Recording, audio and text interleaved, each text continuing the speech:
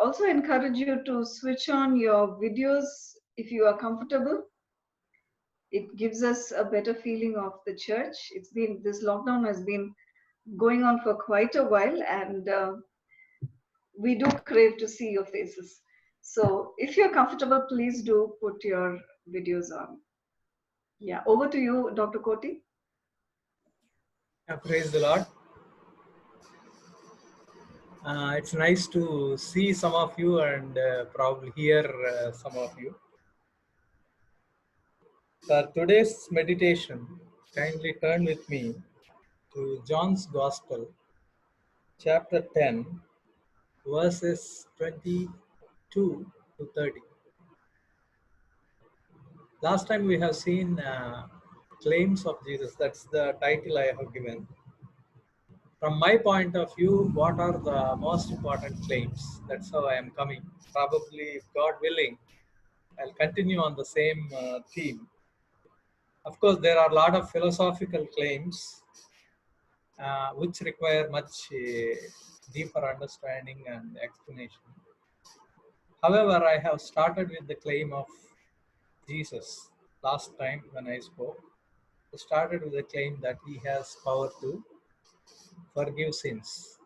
And also, he proves that by calling up a sick person to get up and walk, so that people around him know that what he says is authentic and it comes from God.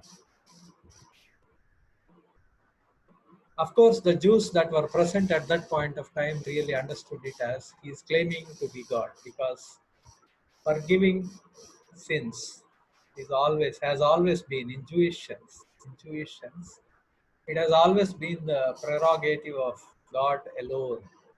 And that Jesus claimed and said that he has power to forgive sins. So that's what we have seen last time when I spoke.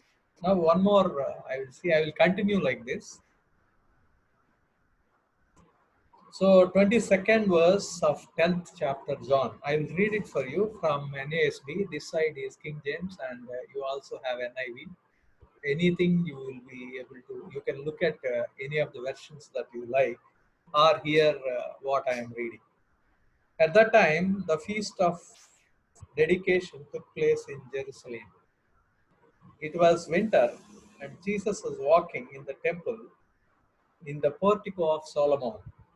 The Jews then gathered around him and were saying to him, "How long will you keep us in suspense? If you are Christ, tell us plainly." Jesus answered them, "I told you, and you do not believe. The works that I do in my Father's name, these testify of me.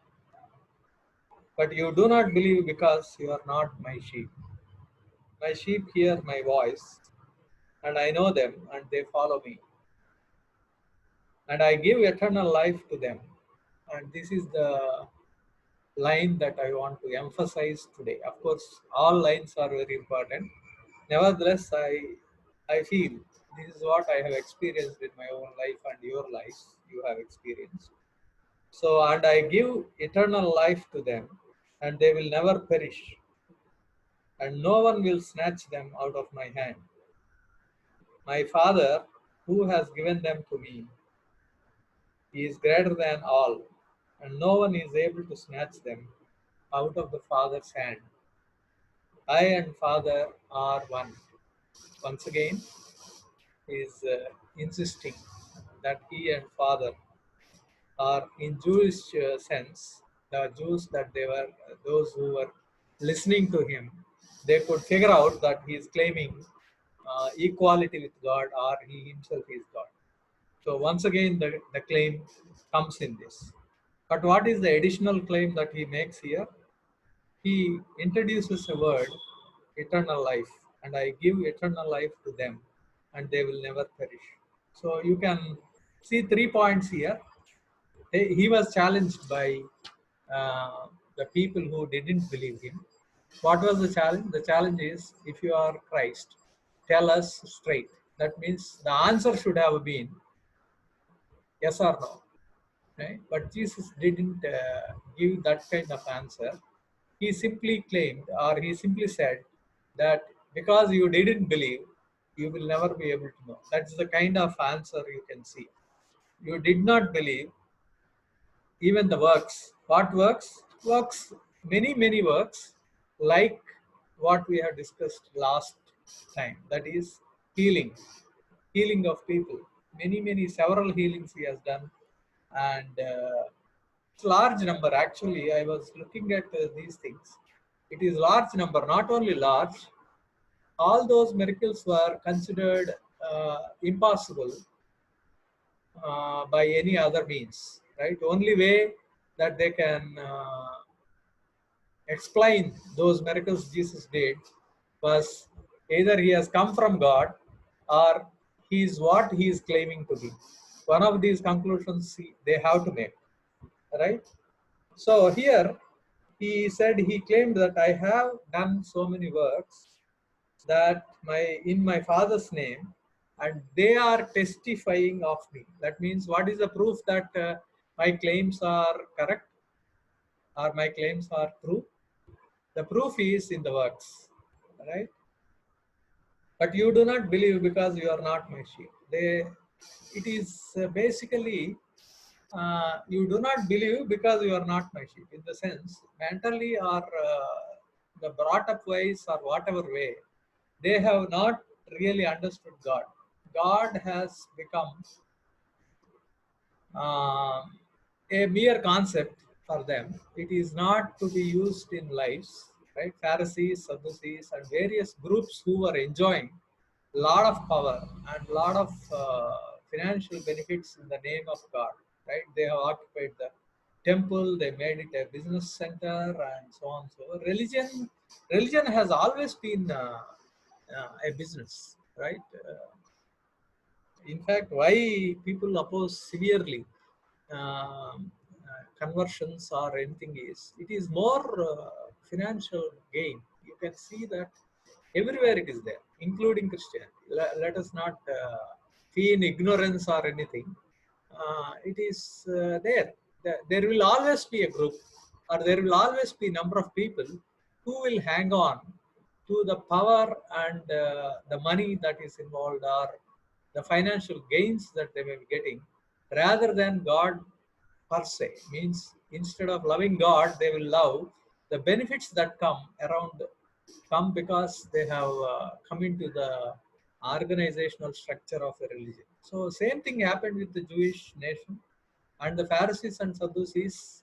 Jesus said, you are not my sheep, because they call him Lord, but with the mouth, but they didn't actually have him in their lives. That means my lifestyle is not affected by what I believe or what I don't believe. In the sense, I say that I believe X, Y, Z, A, B, C, D, so many things, but life is not affected by them. Means my decisions in my life are not in sync with what I say I believe.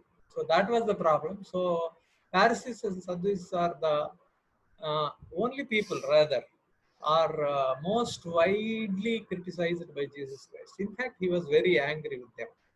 He didn't mind sitting with publicans, so-called sinners, and so on and so forth. He didn't mind talking to prostitutes. He didn't mind healing people who are demon possessed or whatever.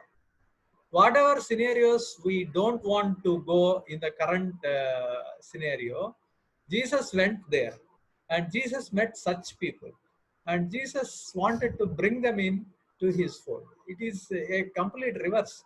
Those are the areas we meticulously, in general I am talking. There are people who are working with them among us. There are people whom God has sent among them. That is fine and wonderful also. And those are the areas which we don't. And Pharisees doesn't want even to talk to people. They don't want to touch the lepers. Lepers are kept outside. But those are the very people Jesus went all the time to. And the people who are well respected in the society are in that society, Jewish society. Those guys got the maximum criticism. The basic criticism Jesus did is, you does not belong to God at all. You have no love for God, or you have no interest in knowing the revelation of God, or in knowing about God and His workings. Right? That is the problem. You are not my sheep. Therefore, you will not believe. Whatever you do, you will not believe. Right? There is a verse somewhere I suddenly realized, even if a man goes back from the dead and tells them that there is heaven and hell, there is Hades and there is Abraham's bosom, they will not believe. Even then, they will not believe, because they have already seen the law of Moses and the prophets, what happened, how God dealt with them. They should have believed those things, because enough proof has been submitted through the prophets and through the law, etc., and works of God, so that they can believe in God. So that's what that's in one of the scenarios. Jesus says, even then they don't believe. That is because basically they don't belong to God, or they are neither interested nor neither interested to do anything that is praiseworthy from God. Right? That was the problem with Pharisees. So, but you do not believe because you are not my sheep. See, the verse is actually head down and legs up. In the sense, it is reverse. Actually, what we generally do is, but you do not believe because you are not of my sheep. Right? You are not of my sheep. You never had anything to do with God. Therefore, God's works you will not recognize and believe. Now, unbelief is so very prevalent in those days, and current scenario is not at all very different. You can see that 3 months back we were living in a different way, or 6 months back we were living in a different way. Now the whole thing has changed, and now the certainty with which people talk is no more there. And I believe it is a very small thing in the eyes of God. A very small organism, not even living, right? Virus can change the whole thing, can shake up the whole systems, can reverse the fortunes of people, can fear of death. There is no turning to God. I can see that when I talk to a few people here and there, have no so as God said, there is none righteous, no one seeks after God. Right? So this is the problem of humanity all the time, and Pharisees had this particular problem. In such a scenario, a promise comes or a claim comes. Right? What is the claim? The claim is, my sheep hear my voice and I know them and they follow me. So my people are those who love and trust God. They will hear me and they will follow me. I give eternal life to them. That's the important part that I wanted to bring to your notice. Have you ever sat back? Now this is time that sit back. In fact, we lay down generally all the time. It is one scourge. In fact, most of my time I'm laying down on my bed, and really don't know, many times don't know what to do. Not that I don't have work. I have a lot of work, but not feeling like doing. Many of you may be feeling a similar thing, right? But it's good. It's good time so that you can reflect on what Jesus said, or you can read what he said and try to see how it has been fulfilled in our own life. Eternal life is a word which is it's a marvelous word. And I read an article some time back, what is life. And this particular author likens life to a relation or a connection. So you have a connection between your spirit and your body, and probably soul. Really, I am not sure about the philosophy behind all that, but fine, they are all to me, they are all right and evident, very evident, right? So the relation, as the connection sustains, it is life you live. And when the spirit leaves the body, you are dead. So it is a matter of one of the ways it is defined is the connection or the relation. Same thing appears to be true with reference to your spirit having a relation with God, right? Your spirit in conjunction with God's spirit as eternal life. Who can give me eternal life? Who can forgive sins was last time. That was the question. Who can forgive sins? Now, who can give me eternal life? Right? Because I am prone to death. That is definite, 100%. Data proves 100% that everybody has to die. Everybody has to go through this. And what an uncertainty. What an uncertainty. It is sometimes I feel it is a glorious uncertainty that drives me towards finding certainty, right? Uh, is it for everybody? But it's an opportunity, right? The uncertainty itself opens an opportunity for an individual to search for ways for for something which is certain, right? Jesus now introduces about a certainty called the eternal life. Eternal life is, of course, in IIT, a lot of discussions happen on eternal. I remember those days. Time, life without a reference to time, right? There is no reference to time. That's why, for a common man to understand, God says it goes on, goes on, goes on. And many preachers say that is it 1,000 years? No. Is it 10,000 years? No. Is it? It is infinity. So that's one way of saying. It is another way of saying is time. Time doesn't figure in the function of life. Life is a function of time as far as we are concerned. We live only for very finite time, and how much is that finite time? Nobody knows. It's completely fuzzy. Will I be alive tomorrow? No man can ever say that. No one can ever say that it is definite or it's 100% probable. No, it's all probability. It's all limited. It is it's like vapor. God says it's like a grass. Today we see and tomorrow we are now nowhere. This is the nature of life, which we know, we can perceive through our senses. Right? This is the life. This is all the life. In fact, we cannot know. What is not. Life outside this particular definition or this particular explanation. Now Jesus talks about eternal life. I am the first step was I have power to forgive sins. Now he says I give eternal life to them. So he is the one. He is the giver of eternal life. Eternal life forever. One way of looking at it. There are a lot of common people out there. In fact, there are more than philosophically.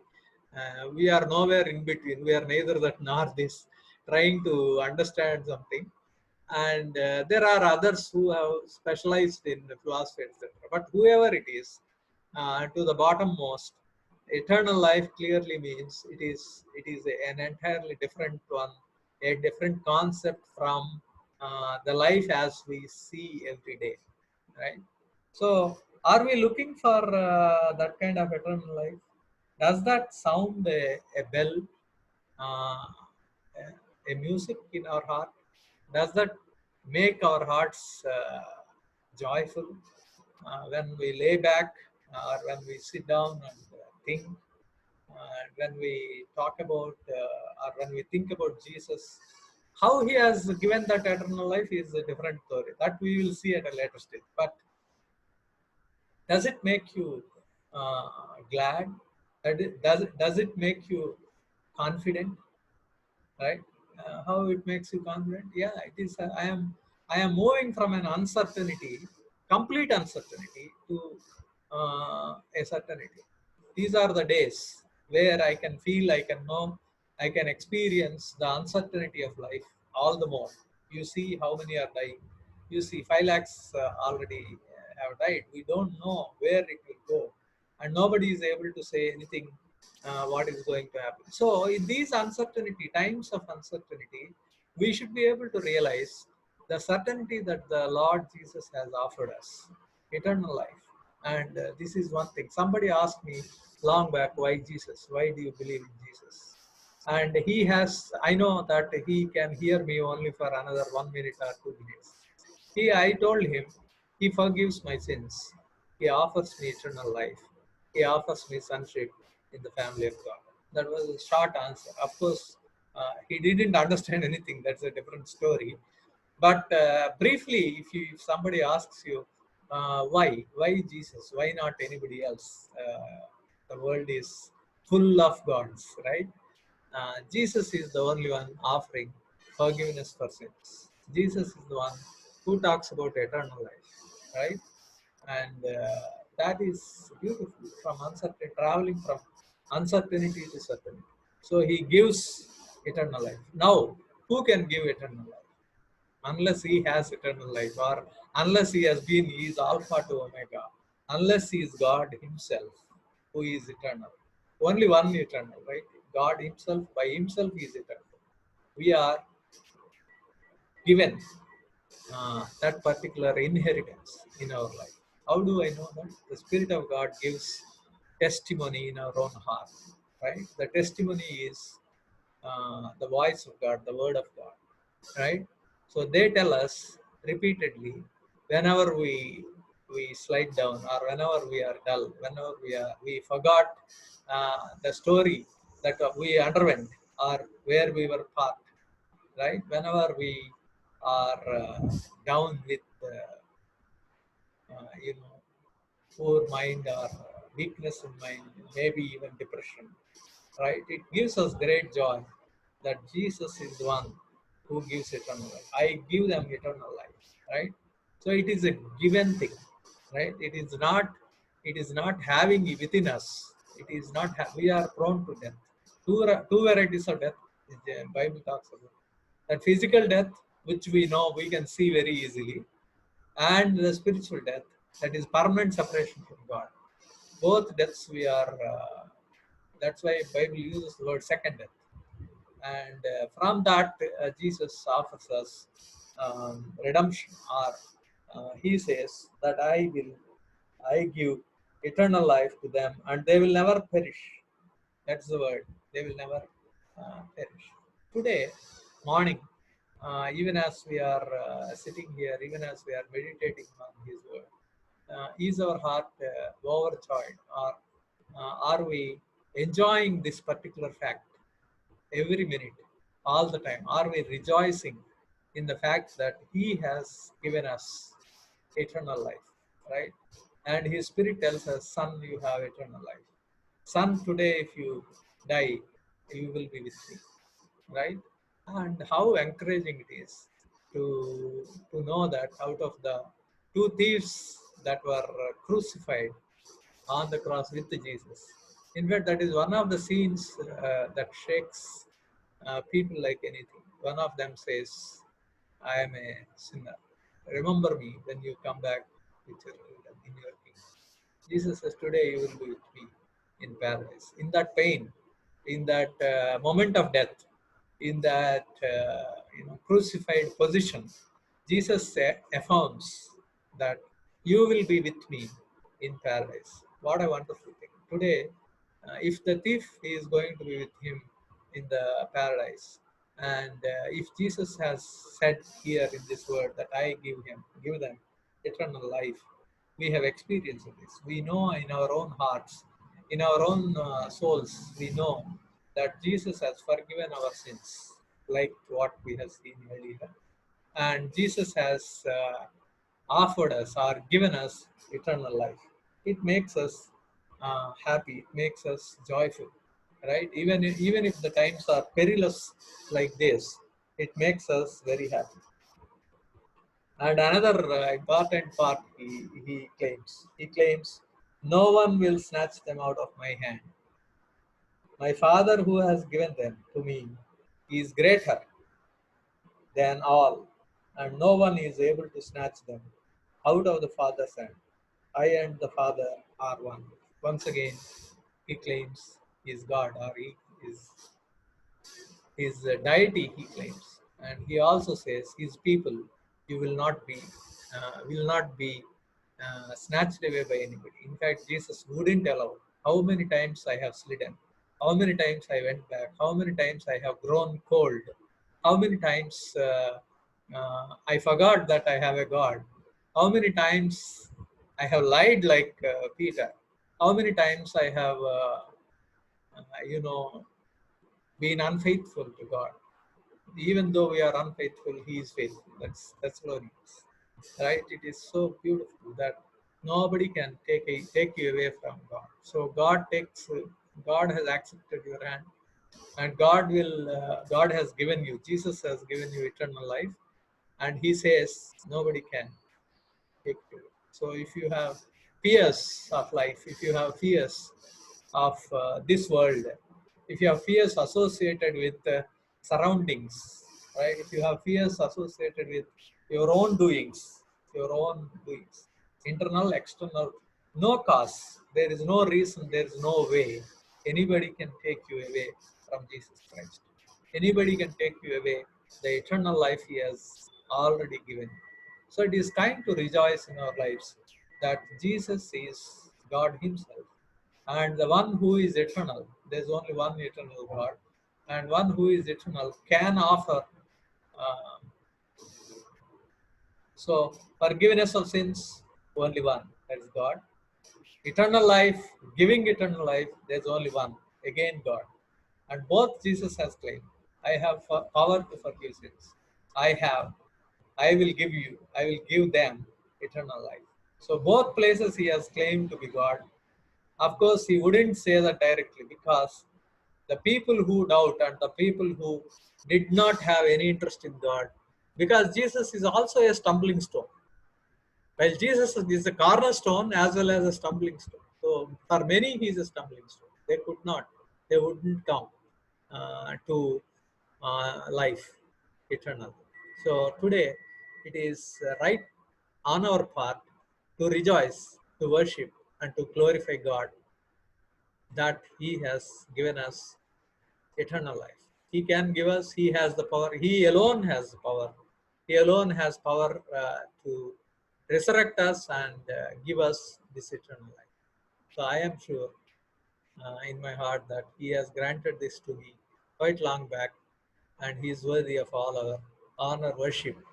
And we need to submit ourselves to Him and relax and rejoice in Him, trusting Him that He is faithful and He will take us unto the end, and then make us cross the Jordan, and we will enter His eternity eventually. So, shall we thank God and close this meeting? This is all I have for you today. I have tried, and with a timer, I have tried, because I have this bad habit of hanging on for a long time. Unless you lift your hand and say, come on, stop it now. So anyway, probably record 30 minutes. Thank you very much. So rejoice in Him. Be happy that Jesus has offered you, uh, given you eternal life. And it is also time that we share this good news that Jesus has power to forgive sins. Jesus gives eternal life, and Jesus accepts you as His child, and Jesus offers you His kingdom, right? Into His kingdom we are going to be. So while the time outside, the whole world is wondering whether there is a reason to rejoice, we always have a reason to rejoice every week, every day, and in all our life. So thank you very much. Now I will read a word of scripture. You can prepare your bread and wine, whatever you have prepared. So I'll read a verse, and we will have a small prayer, and then you can take those. We can take part in the bread and wine together, right? I'll read for you from, as usual, the same verse. I like it because it is given in red. What Jesus said about ordaining the Lord's Supper. So it is in 1 Corinthians chapter 11, verse 23 to 25. The Lord's Supper. For I received from the Lord that which I also delivered to you, that the Lord Jesus, in the night in which He was betrayed, took bread, and when He had given thanks, He broke it and said, this is my body, which is for you. Do this in remembrance of me. In the same way, He took the cup also after supper, saying, "This cup is the new covenant in my blood. Do this as often as you drink it in remembrance of me." So we are doing this once again, affirming our faith in the efficacy of Lord's death in redeeming me and granting me eternal life. Right? This is the idea behind the Lord's Supper. So he died for me, therefore I am let go free. So as we take part in this, we remember back, we go back in our life, we remember the times when Jesus has accepted us, we have become his children, and the cost that he has paid on the cross for this work, right? So please let us take part in this.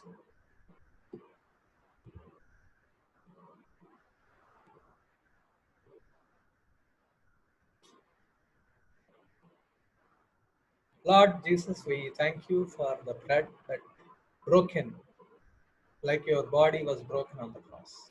The wine that stands for the blood that you have shed for me, for my sins to be forgiven.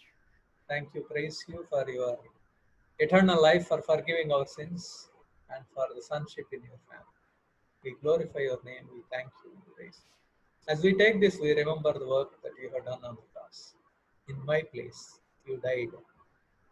And thank you very much for redeeming me through this work on the cross. Thank you. In Jesus' name we pray. Shall we take part?